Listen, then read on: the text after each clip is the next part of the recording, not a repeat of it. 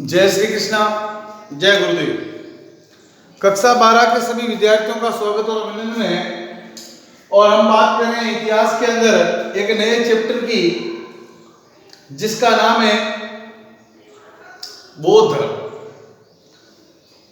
जैन धर्म और बौद्ध धर्म। महाजनपद काल की अगर बात करें तो महाजनपद काल के अंदर हम लोगों ने 16 महाजनपदों की बात की थी और इन 16 महाजनपदों के अंदर एक मगध जनपद की हम लोगों ने बात की थी। तो मगध जनपद जो था वो सर्वाधिक शक्तिशाली जनपद था 16 महाजनपदों में।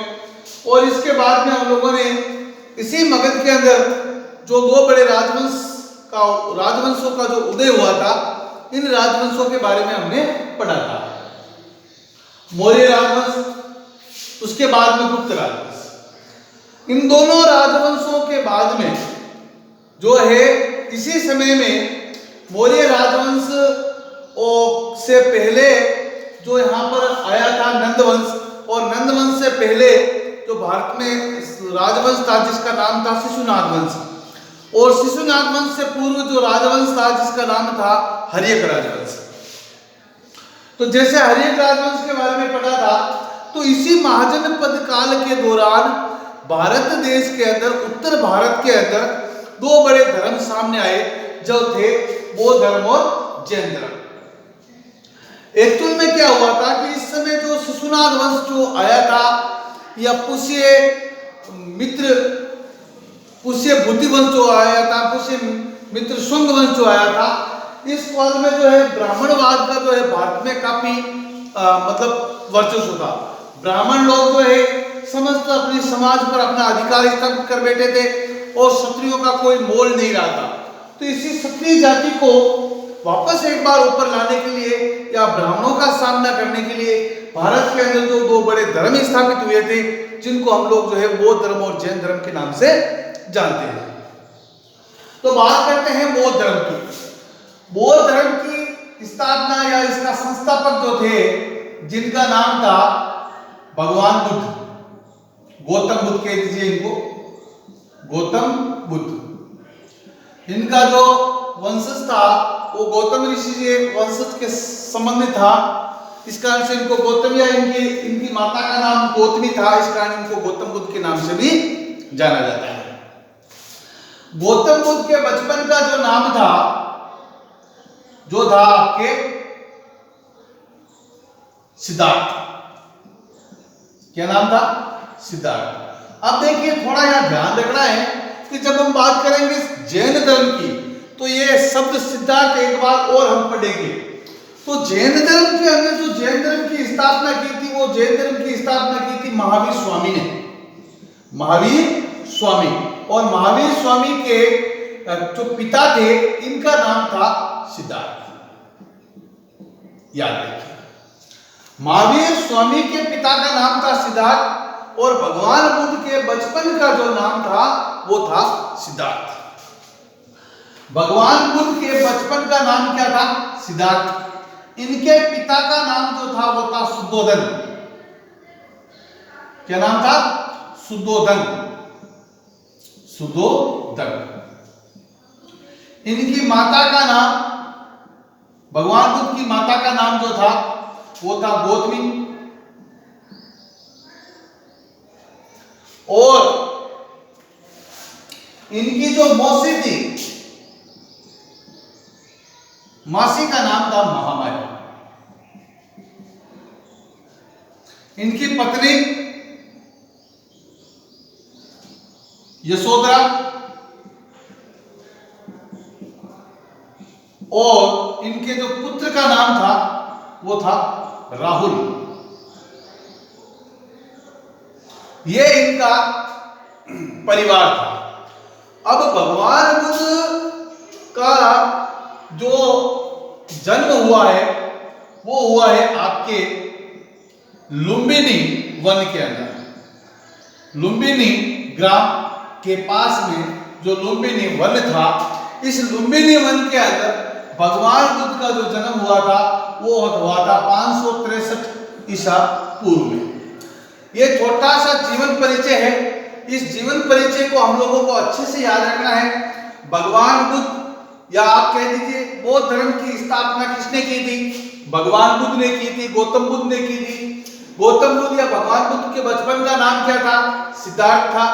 पिता का नाम था सुदोधन, माता का नाम था गौतमी और मौसी का नाम था महामाया, पत्नी का नाम था यशोधरा और पुत्र का नाम था राहुल। तो इस प्रकार से भगवान बुद्ध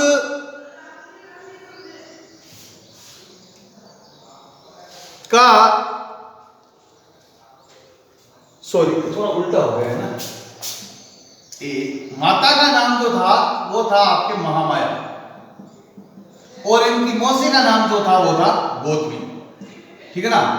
गौतमी, अब एक्चुअल में क्या हुआ था, भगवान बुद्ध का जो जन्म हुआ था 563 ईसा पूर्व में लुम्बिनी ग्राम के अंदर, और इसके जन्म के 7वें दिन बाद, 7वें दिन ही इनकी माता जो महामाया थी उनकी मृत्यु हो गई।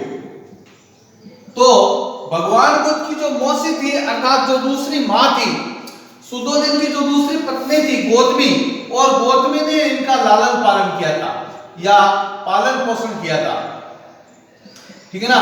तो इस कारण से भगवान बुद्ध को गौतम कहा जाता है। माता का जो मृत्यु है वो भगवान बुद्ध का जैसे जन्म हुआ उसके 7 दिन बाद में जो है इनकी माता महामाया की मृत्यु हो गई, और इनकी जो मौसी थी गौतमी, इसने इनका पालन पोषण किया था। अब देखिए बात ये कि सुदोधन जो थे वो आपके इस समय आपके एक उच्च कुल से संबंधित थे, और सुदोधन जो थे वो आपके शाक्य कुल के थे। किस कुल के थे? शाक्य कुल। शाक्य कुल था, और इक्ष्वाकु जो था इनका वंश था, ठीक है ना भाई। भगवान बुद्ध जो थे वो आपके शाक्य कुल के थे, इक्ष्वाकु वंश के थे, और आपके सुदोधन जो थे वो आपके शाक्य कुल के बहुत बड़े एक शासक थे। तो हम कह सकते हैं कि भगवान बुद्ध का जो जन्म हुआ था वो हुआ था लुम्बिनी वन में, जो नेपाल में कपिलवस्तु नामक स्थान है। इसी कपिलवस्तु के पास में लुम्बिनी ग्राम में इनका जन्म हुआ था, और आपके 7 दिन बाद में इनकी माता की मृत्यु हो गई। तो इनका पालन पोषण जो है इनकी मौसी गौतमी ने किया था, और 16 वर्ष की उम्र में भगवान बुद्ध का विवाह होता है यशोधरा के साथ में, बाल विवाह होता है, ठीक है ना। इसके बाद में इसी पत्नी यशोधरा और भगवान बुद्ध के जो है एक पुत्र हुआ था जिसका नाम था राहुल। तो भगवान बुद्ध के आपके 16 वर्ष की उम्र में, और उसके बाद में इनके पुत्र हो गया। इसके बाद में आगे बात करते हैं कि भगवान बुद्ध जो है आपके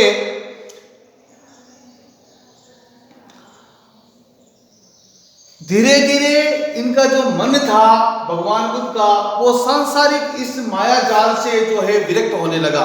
मतलब ये है कि ये जो माया जाल है, मोह माया है, इसमें भगवान बुद्ध का मन नहीं लगता था, और वो एकांत में अधिकांश जो समय था भगवान बुद्ध एकांत में व्यतीत करते थे। बस विचार करते, मनन करते, चिंतन करते, और वो एकांत में अपना जीवन व्यतीत करते थे।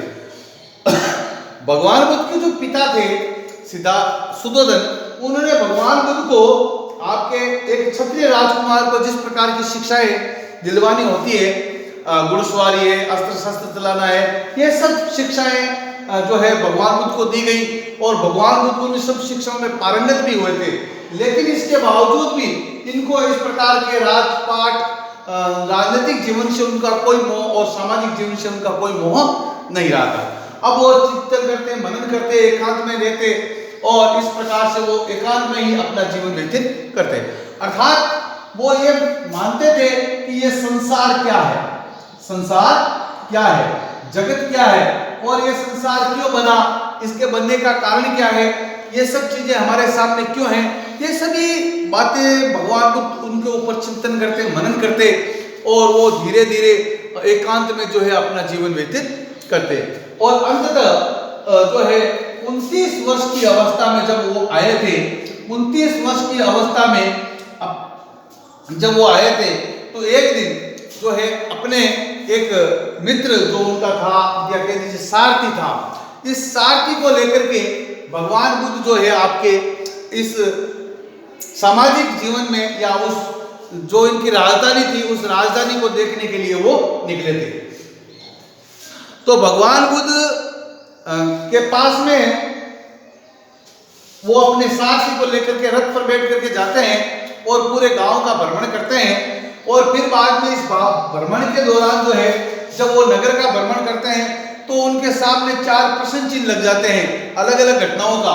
तो 3-4 घटनाएं जो भगवान बुद्ध के सामने घटित होती है वो 4 घटनाएं मैं आप लोगों को बताता हूं। नंबर 1, सबसे पहले भगवान बुद्ध ने जो है एक वृद्ध व्यक्ति को देखा। किसको देखा? एक वृद्ध व्यक्ति को जो बहुत बुढ़ा था और वो इस प्रकार से लकड़ी पकड़ के चल रहा था। और भगवान बुद्ध ने अपने सारथी को पूछा कि भाई ये इंसान इतना दुखी क्यों है? तो उस सारथी ने कहा कि साहब ये बुढ़ा हो गया है, अब इसके हलने चलने की हालत नहीं है और इस कारण से ये बुढ़ा हो गया, इसकी जर्जर अवस्था आ गई है और अब इस बुढ़ापे के कारण ये जो है दुख पा रहा है। इस घटना को देखा और भगवान बुद्ध ने कहा कि यार ये मनुष्य की जीवन की ये अवस्था तो बहुत बुरी अवस्था है। इसके बाद में भगवान बुद्ध ने एक बीमार व्यक्ति को देखा और वो उस भयंकर बीमारी से ग्रसित बहुत भयंकर स्थिति में था। और फिर उस सारथी को पूछा कि भाई ये आदमी इतना दुखी क्यों है? तो उस सारथी ने कहा कि हे भगवान, ये इंसान इसलिए दुखी है क्योंकि ये बहुत बड़ी भयंकर बीमारी से ग्रस्त है और ये बीमारी ठीक नहीं हो पा रही है। इस बीमारी के कारण ये इंसान बहुत दुखी है। तो भगवान बुद्ध ने कहा कि यह अवस्था भी इंसान की ठीक नहीं है, ऐसी अवस्था भी नहीं होनी चाहिए। फिर तीसरी अवस्था में तीसरा जो दृश्य भगवान बुद्ध ने देखा वो देखा एक मृत व्यक्ति, एक इंसान मरा हुआ था और उस मरे हुए इंसान को कुछ लोग आपके उस सीढ़ी पर जो है ले जाते थे, कुछ रो रहे थे, कुछ और कुछ कर रहे थे और इस प्रकार से जा रहे थे। और भगवान बुद्ध ने देखा कि ये क्या है? तो उस सारथी ने कहा कि साहब ये इंसान मर गया है, अब इसके ये पीछे जो चलने वाले व्यक्ति हैं इसके परिवारजन हैं और इस परिवारजन ये लोग जो है इसकी मृत्यु पर रो रहे हैं, दुखी हो रहे हैं। तो भगवान बुद्ध ने कहा कि ये भी अवस्था जो है बहुत दुखी अवस्था है। और अंतिम छोर पर चौथी घटना जो भगवान बुद्ध के साथ में हुई वो घटना कुछ इस प्रकार की हुई कि भगवान बुद्ध ने एक योगी को देखा, अर्थात एक तपस्वी को देखा। और वो जो तपस्वी था वो नगर के बाहर एक पेड़ के नीचे बैठा था, तपस्या कर रहा था और वो बड़ा ही शालीन शांत मुद्रा में विराजमान था।